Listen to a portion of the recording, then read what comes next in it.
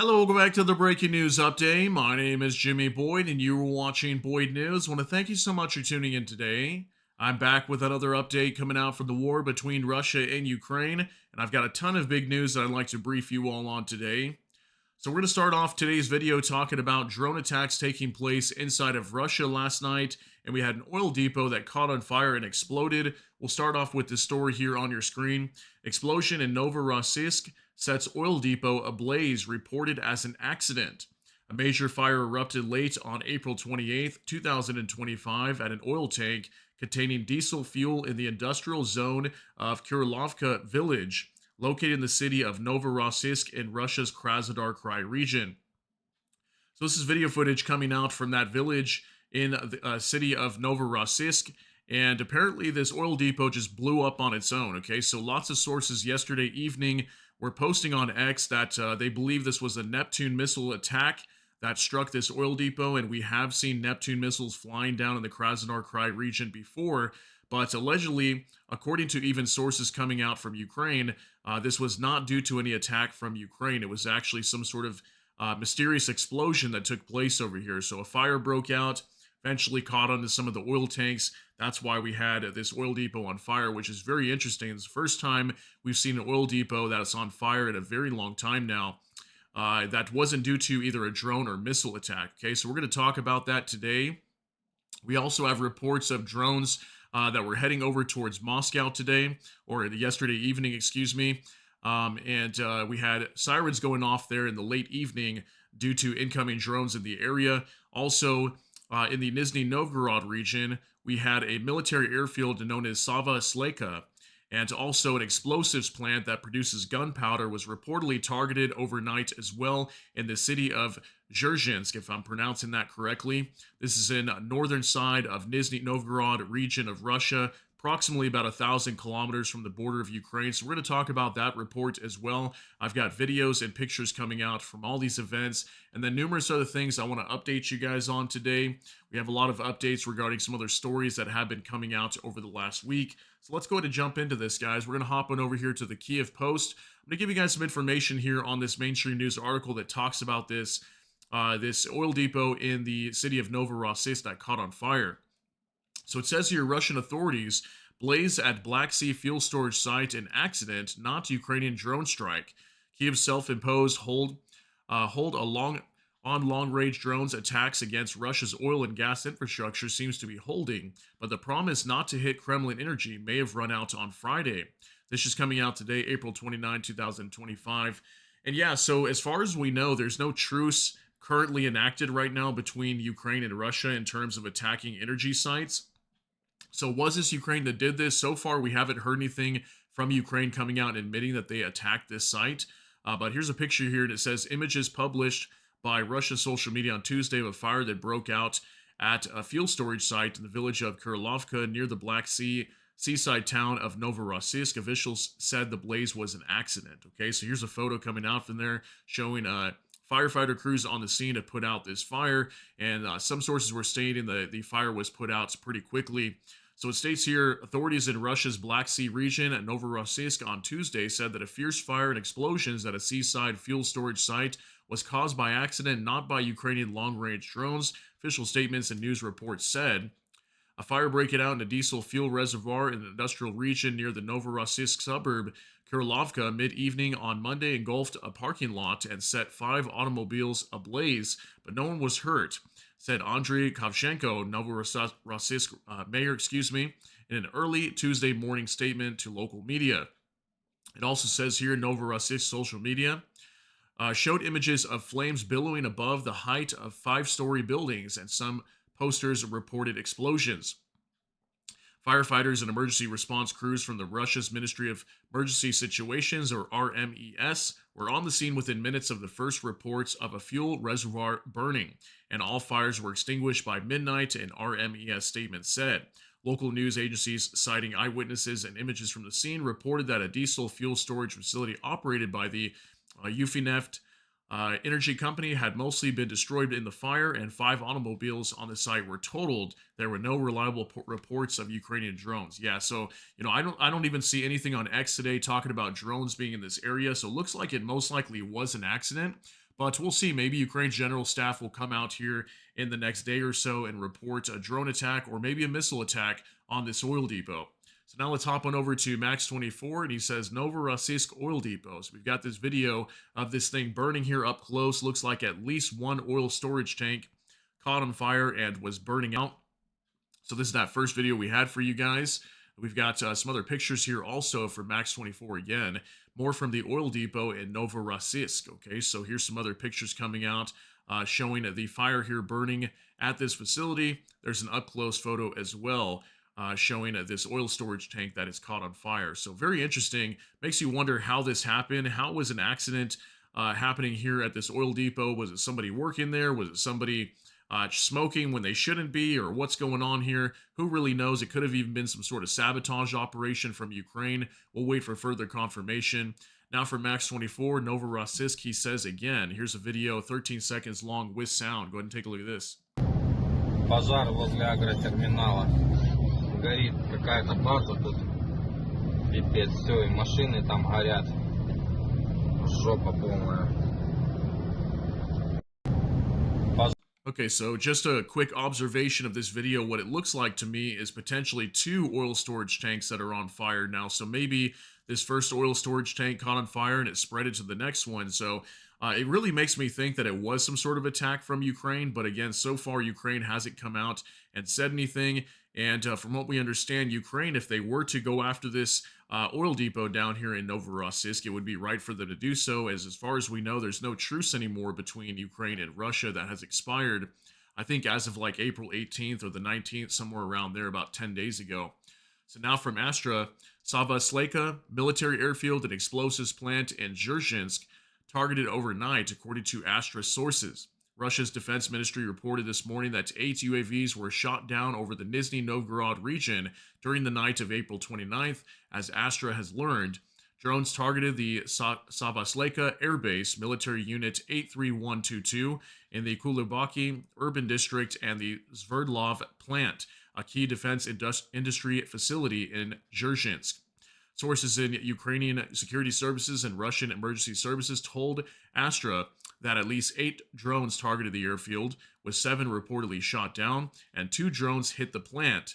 No confirmed damage has been reported. The plant's personnel were evacuated during the attack. Okay, so this is a photo, like an aerial shot showing the Novorossiysk military airfield that's located in the town of Zherzhinsk. This is in northern Nizhny Novgorod region. Okay, so reportedly it was targeted, and nearby here also is a gunpowder factory, and it looks like they had to actually evacuate the people inside of it during this ongoing drone attack from Ukraine.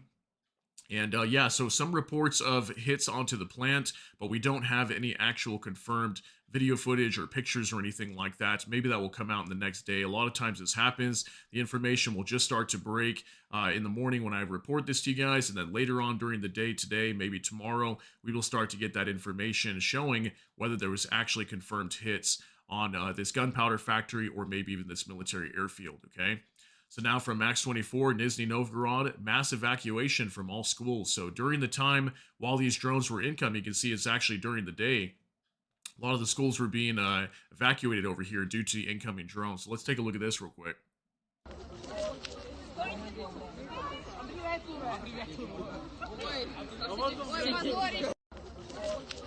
Okay, so just a quick 7-second clip. And if you notice, everybody's just kind of standing outside. Maybe because the buildings are more likely to be targeted. But I was thinking, is it actually safe to be standing outside? Is it safer to be outside versus in the building? I mean, obviously the buildings would be attacked, but they are standing very close to a lot of these buildings. So if any of these drones were to strike a building, it seems like some people could possibly be harmed in these attacks. So I thought that was interesting.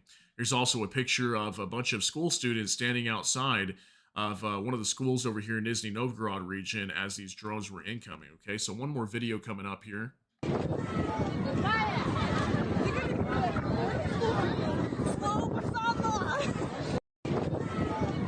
right, so it looks like maybe some of these students over here might have been happy to be taken out of school for the meantime while these drones were incoming over here. I don't really see people panicking too much. If anything, they sound kind of happy to be out of school maybe. But yeah, this is reportedly what was going on over there yesterday. A lot of the schools were being evacuated due to incoming drones. So here's a video now from Max 24. Drones attacked an explosives factory in Zherzhinsk, Russia at night.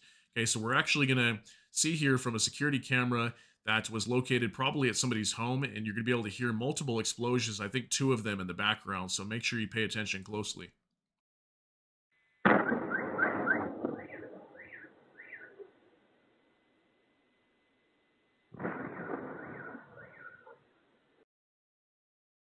Okay, so just a quick 10-second clip of what sounds like two explosions from Ukrainian drones incoming. So even late into the evening, we had drones entering over here in this area of Nizhny Novgorod. It was probably happening for hours long at a time. But reportedly, somewhere around 8 or 9 drones shot down by the Russians, according to the Russian Defense Ministry. So a lot of drones entering into Nizhny Novgorod last night. And now from Igor Sushko, Russia air raid sirens blared throughout Moscow this evening. Okay, so you can see here, even during the day, late into the evening inside of Moscow in Russia, we had air raid sirens. So take a look at this.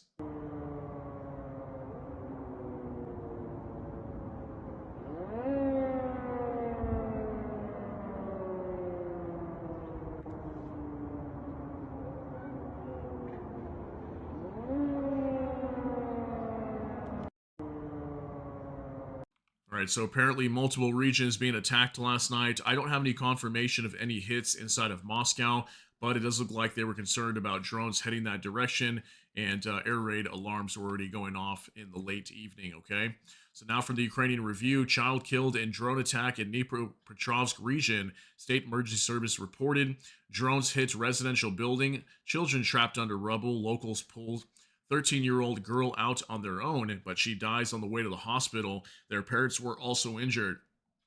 Very sad story here, guys. So look at this house completely demolished due to Russian drone attack in the Dnipropetrovsk region. Okay, there was multiple sources reporting this story today.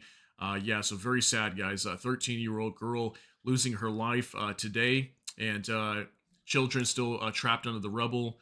Parents being injured in this attack as well. You can see their home just completely destroyed here and gone. So very sad to have to report that, guys. But I want you to be aware of these attacks happening inside of Ukraine. Now from Anton Gerashenko, on the night of April 28th, Russian drones hit a farm in the village of Mokra Roknya in Kharkiv region. The strike killed at least 100 cows, and all the buildings on the farm were destroyed. Its director, Alexander Krasovsky, shared. It is the second attack on the farm, he said. I'm so sorry, terrible loss, is what Anton Gerashenko says. So even a farm being attacked last night, we got a 40-second clip here showing complete destruction to a what looks like a cow farm here that is possibly used for milk. So take a look at this.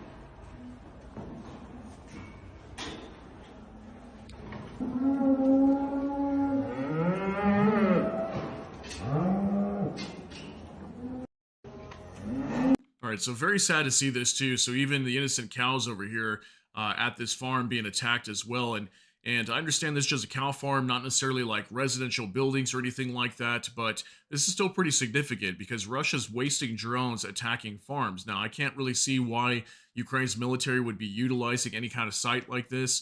If this were to be claimed as a military target, you guys can let me know if you have any information on that, why you think Russia might be doing this. But to me, what this looks like is yet again Russia just attacking civilian infrastructure inside of Ukraine to terrorize people. That's what that looks like to me. So you guys let me know what you think.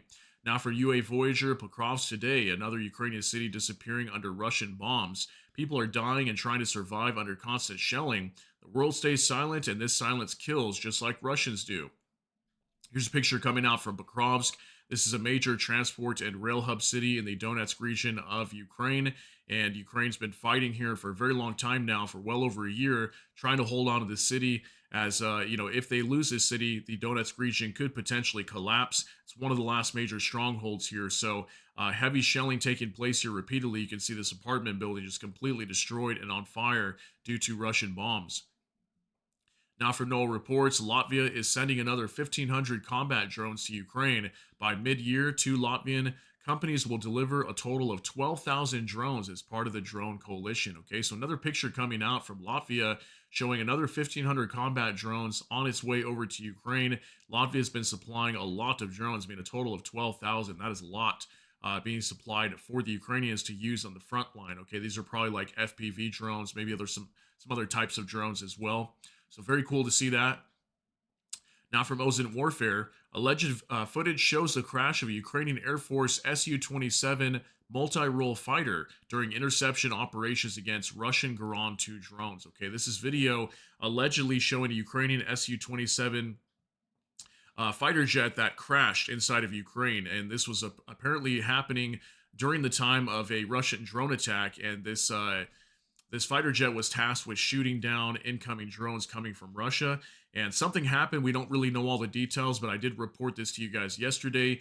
And the pilot safely ejected from the aircraft and survived and was rescued. But the aircraft, as we can see, looks like it crashed and burned to the ground. So that's allegedly the footage of that Su-27 that we talked about yesterday. Now, for Max 24, a 30-day truce is impossible until all the nuances are resolved, according to Lavrov, which is the foreign minister of Russia.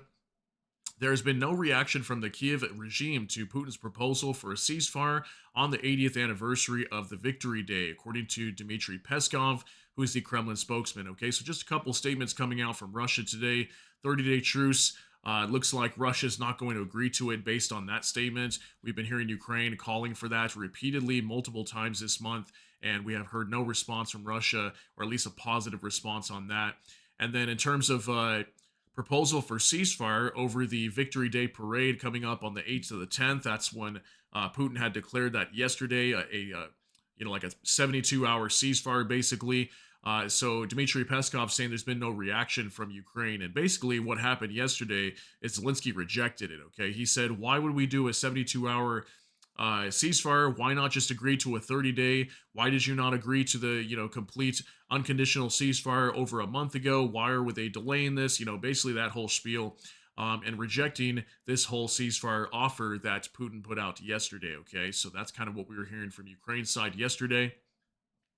Now for Max 24, put some little clown emotes here, and we've got a statement that looks like it was on Telegram that says NATO exercises near Russian borders to practice scenarios involving the seizure of Kaliningrad Oblast and preemptive strikes on nuclear arsenals, says Nikolai Patrushev. Okay, so he is a Russian politician and is very close to Vladimir Putin as well. Apparently, he was posting this on Telegram just yesterday. So he's saying that the NATO exercises that are ongoing right now near Russia's borders, especially in like the Baltic nations, that they're a practice for seizing Kaliningrad and also preemptive strikes on Russia's nuclear arsenals. So we gave you guys a report yesterday that Russia's increasing the size of or expanding their military bases close to Finland right now, and have been over the last year or so, possibly to prepare for a war with NATO coming very soon. So, is that what Nikolai Patrushev is just kind of talking about here, that war is coming in the future? Maybe, maybe not. But clearly we can see the way he's speaking here with this statement, okay, in regards to NATO. Now, from Anton Gerashenko, two statements by Medvedev, 8 minutes apart. So he's talking about Dmitry Medvedev, which is this gentleman right here, who is the deputy head of the National Security Council in Russia. And he posted here 8 minutes apart on Telegram. Okay, real denazification, is needed all over Europe at that, says Medvedev. 8 minutes later, you can see the time here, 12:05 to 12:13. Medvedev called claims that Russia could attack Europe nonsense. Isn't that interesting? Like, he says 1 minute that denazification is needed, just like what they talk about with Ukraine, which is why supposedly they're also invading Ukraine, because they state that they're denazifying Ukraine, right? So that's kind of indicating that, maybe they need to attack Europe at some point. But then 8 minutes later, he's like, that's crazy. We would never attack Europe. That's nonsense. So pretty insane. I mean, we've seen this coming out from Dmitry Medvedev multiple times, where he kind of flip-flops on things a lot, where, for example, he'd come out in the past saying, we're going to nuke Europe if Europe does this, if they get involved in the war in Ukraine, and then all of a sudden reversal. No, we're not going to do that. That's crazy. Why would Russia ever do that? So kind of interesting. You guys let me know what you think about Medvedev, why he kind of, goes back and forth on some of those statements. Now, from the Kiev Independent, justice inevitably comes. Zelensky on deaths of high ranking Russian officials. Zelensky also praised Ukraine's foreign intelligence and security services for their measures to counter Russian agents' networks in Ukraine and saboteurs. Okay, so Zelensky is referring to this Russian general that was killed in a car bombing just a few days ago inside of Moscow. So he stated that justice inevitably comes. Okay, so it looks like that's more show here that Ukraine is confirming that they were involved in that hit operation over there. At least Ukraine's intelligence directorate was involved in that. So yeah, just kind of his statements here regarding these attacks on Russian generals. Okay, so now for Max 24, judging by the radio intercept, Russian commanders at the front received an ultimatum: either they will storm the Dnipropetrovsk region by May 9th, or they will all be imprisoned, says Lieutenant of the Armed Forces of Ukraine Alex. So, this lieutenant of Ukraine's armed forces apparently had intercepted a radio signal from Russian commanders telling their troops to storm into the Dnipropetrovsk region by May 9th, or they will all be imprisoned. Okay, or at least the commanders at the front line received that from the higher ups. Okay, so very interesting because we have been hearing recently that Russia plans to push through near the city of Pokrovsk, which we just talked about, that's been heavily attacked a lot recently, and storm into the Dnipropetrovsk region. Okay, they want Russia to enter into the Dnipropetrovsk region, which is right behind the Donetsk region. Okay, and they're getting pretty close to it. So if they were to rush into it, they really wouldn't have to go too far. But we've been seeing lately that Ukraine's been stopping them a lot in that area around the city of Pokrovsk. So we'll see what happens there, but we could see a major attack onto the Dnipropetrovsk region coming from the Donetsk region of Ukraine soon. Now, from the Ukrainian Review, Ukraine became the first country in the world to place an advanced surgical department 6 meters underground. The unique underground medical complex has already saved the lives of thousands of Ukrainian soldiers, providing surgical intervention even in frontline conditions. The structure can withstand the 120th mine, the 80th mine, and the anti-tank mine. Okay, so new picture coming out here. We've talked about these underground facilities before. The Ukraine has been constructing all over the place in Ukraine, and they do this so that way these soldiers can receive treatment underground and not be attacked by Russian bombs, because we know a lot of times Russia attacks hospitals. So very cool to see this, guys. 6 meters underground surgical department has been created. Okay, so very crazy. Good for Ukraine. Now for Max 24, Ukraine and the United States will discuss an agreement on rare earth metals and minerals today at the levels of governments and technical teams, says Sospilny. According to the source, the agreement may be signed soon, but there is no final date. Okay, so we've been seeing this so many times, guys. I just want to give you an update on this again. I know we report basically the same thing, but that's the information that's coming out, is that we keep hearing soon they're going to sign this minerals deal agreement with the U.S., and maybe they will, maybe they won't, but it does look like there's still some movement on this. But we're still waiting for official confirmation that Ukraine has signed it, and we keep hearing the same thing, that it could be signed soon. But again, no final days, as it says right here. Okay. Now from Savchenko Volodymyr, Friedrich Merz. We are under immediate threat from Russia. We see daily sabotage, destruction of data lines and submarine cables, systematic disinformation of our population. We also see poisonings and murders in many cities in Europe. This is the work of the Russian government and its accomplices. Okay, this is Friedrich Merz, the incoming chancellor. He'll be chancellor of Germany here very soon, in probably about 7 days or so, about a week. I think it's on May 6th when he should be taking up that position and replacing Olaf Scholz. And so we've been seeing him come out a lot recently. He's very supportive of like sending Taurus missiles over to Ukraine.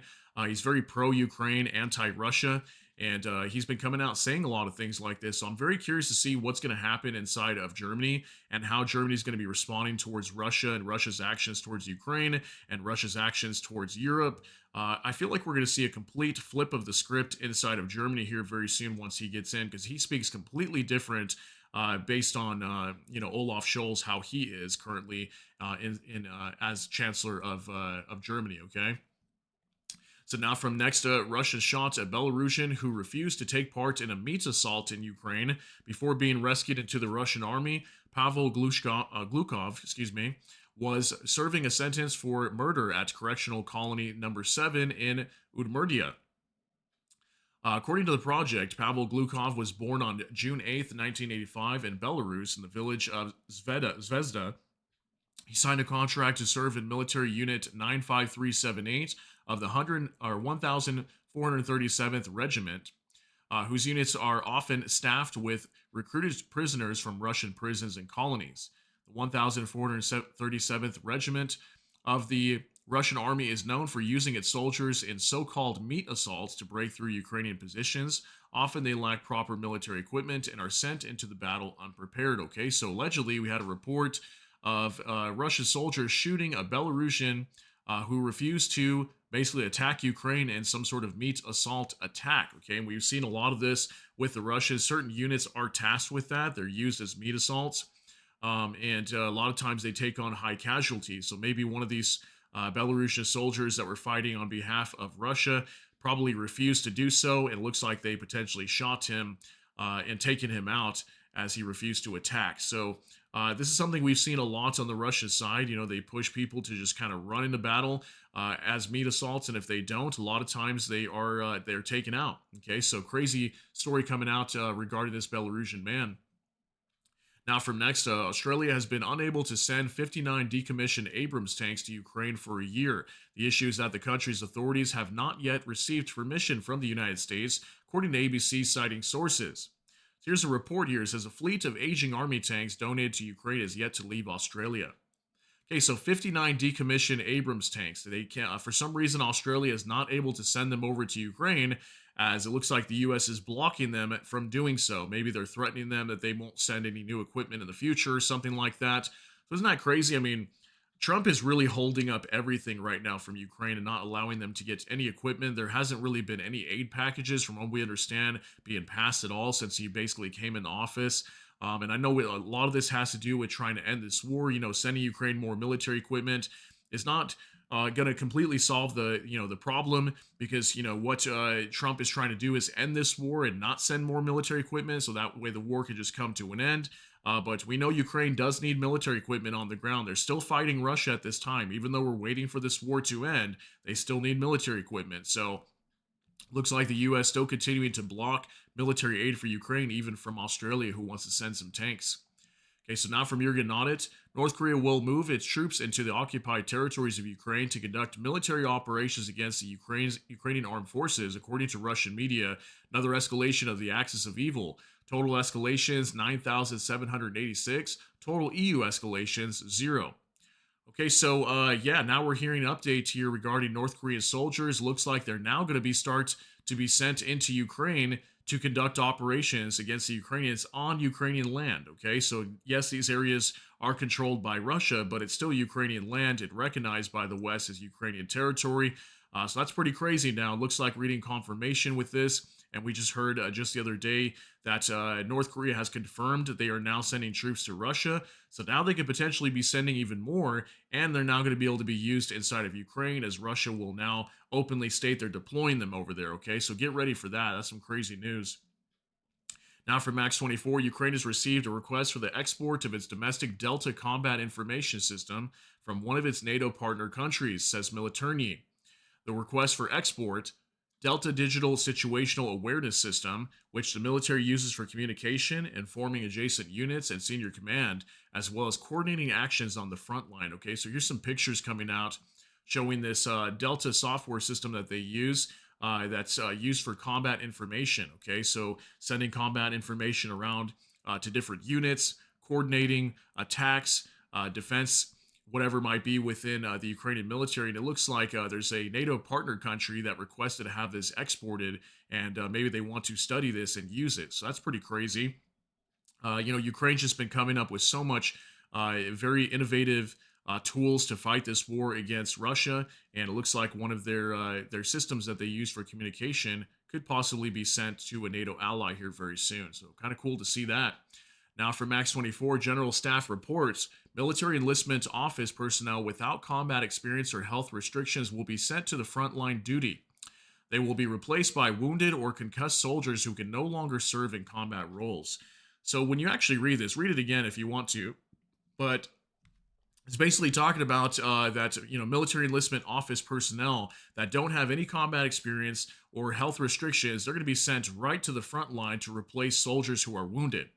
Okay, so I thought that was interesting. That can't possibly be an amazing thing, but at the same time, this could possibly show that maybe Ukraine is very short on soldiers. Okay, they're utilizing whoever they've got to put them on the front lines and take up positions for Ukrainian soldiers who might be wounded and that need to be taken off the front. So, is this a bad sign that Ukraine's in a bad spot and they need basically anybody they can get on the front line right now? You guys let me know what you think about that. But that was being reported today from Ukraine's general staff. Now, for Bliskovka, in the next 8 to 10 days, we will increase pressure on Russia, says Macron. He's the president of France. According to him, the next 2 weeks will be key in trying to achieve a ceasefire. Okay, so it looks like we had this report that was probably on a French media today. So, in 8 to 10 days, pressure is going to be increased onto Russia, says Macron. So, I wonder what Europe's going to be doing to put pressure onto Russia. Are we going to see some major sanctions? Is Trump going to come out and do something? I mean, again, we're not seeing any slowing down of this war really on Russia's side. They're coming out with some statements and some demands of things that they want. But a lot of this has nothing to do with the U.S.'s proposal right now, and if anything goes against a lot of the U.S.'s proposal. So I wonder if we're going to see the U.S. come out very soon and slam Russia with sanctions, maybe secondary tariffs. Some sort of major economic pressure is going to be placed onto Russia here very soon to force them into peace with Ukraine. We'll see what happens there, but it looks like 8 to 10 days, guys, so about a week or so. Now, for more translated, Trump admits certain actions by Putin could push him to side with Ukraine. Goldberg, editor in chief of The Atlantic, is there anything Putin could do that would make you say, you know what, now I'm on Zelensky's side? Trump says, no, not necessarily on Zelensky's side, but on Ukraine's side, yes, I've had difficulties with Zelensky, you saw it here. Goldberg says, do you see a scenario where you would intervene, not with troops, but with additional weapons, full support for Ukraine to maintain its territorial integrity? Trump responds, it doesn't necessarily have to be weapons. There are many forms of weapons. It doesn't have to be bullets. It could be weapons in the form of sanctions. It could be weapons in the form of banking mechanisms. It could be many other kinds of weapons. Okay, so here's a report from The Atlantic. Yes, Trump was in this interview. And it says here, read The Atlantic's interview with Donald Trump, a conversation with the president about executive power, Signalgate, and 24 karat gold by Jeffrey Goldberg. Okay, so so allegedly what we're hearing here from Trump is he's saying that, at some point soon, might have to put some major secondary tariffs onto Russia, some banking sanctions, some sort of sanctions to really force Russia to end this war. There's other ways that the U.S. could potentially put pressure onto Russia versus just giving Ukraine weaponry to continue fighting this war. So interesting story coming out today. Again, we should be hearing a lot of that coming out this week, maybe next week, regarding sanctions on Russia. Now, from Bliskovka, Air Defense Forces of Ukraine destroyed 37 out of 100 Russian UAVs. 47 enemy imitator UAVs were lost locally without negative consequences. Okay, so about 100 Russian drones going into Ukraine last night. That's why we had that strike in Dnipropetrovsk on that home that unfortunately killed a young girl and injured the other family members living in it. So yeah, guys, 100 drones going into Ukraine last night. Looks like about half or more being either shot down or brought down by electronic warfare. Now, from the Kiev Independent, these are the indicative estimates of Russia's combat losses as of April 29th, according to the Armed Forces of Ukraine. In our final update of the day, Russia's losses as of April 29th: 1,060 troops, 14 AFVs, 140 vehicles and fuel tanks, 5 tanks, 42 artillery systems, 94 UAVs, and 1 anti-aircraft warfare system. Okay, so once again, just like yesterday, what I'm really seeing here is much lower numbers than normal. If anything, they're about average, and in some areas, a little bit lower than normal, just like the troop numbers, still right around 1,000. They've been kind of tapering off from the usual around 12 to 13. We've been seeing closer to like 1,100, 1,000 lately over the last few days. So this is possibly indicating to me that Russia's launching less attacks, and then just the fact that there's not as much equipment being destroyed. That makes me think as well that Russia's just not really attacking much right now. But I wonder if over the next few days we're going to see these numbers really start to creep up. As we're hearing now that by May 9th, if that happens to be true, that Russian commanders on the front line inside of Ukraine are being ordered to storm onto the Dnipropetrovsk region of Ukraine, bypassing the Donetsk region. well, then, we could possibly see these numbers start to skyrocket here very soon, as I'm sure Ukraine is preparing for a massive attack from Russia. And we've been also hearing for multiple weeks now that Russia's preparing a new offensive in the spring and summer, possibly even into the Kharkiv and also Sumy regions of Ukraine. But what we understand over there also is just over the border from those regions, in the Belgorod region, and just beyond Kharkiv, and also in the Kursk region beyond Sumy. Ukraine is still operating over there. Okay, they still control a certain amount of territory over there. So we'll see what happens here in the next coming days. But we should be hearing a lot more regarding this war coming to an end, and possibly major sanctions onto Russia very soon. So let me know what you guys think about all these details down in the comment section. That's going to be it for today's update. If you got something out of this, please smash that like button. Also, if you enjoy my content, please consider subscribing down below. Hit the notification bell. That way YouTube can notify you. And with that, hope you all have a great day. Everybody take care and God bless. And we'll see you in the next one.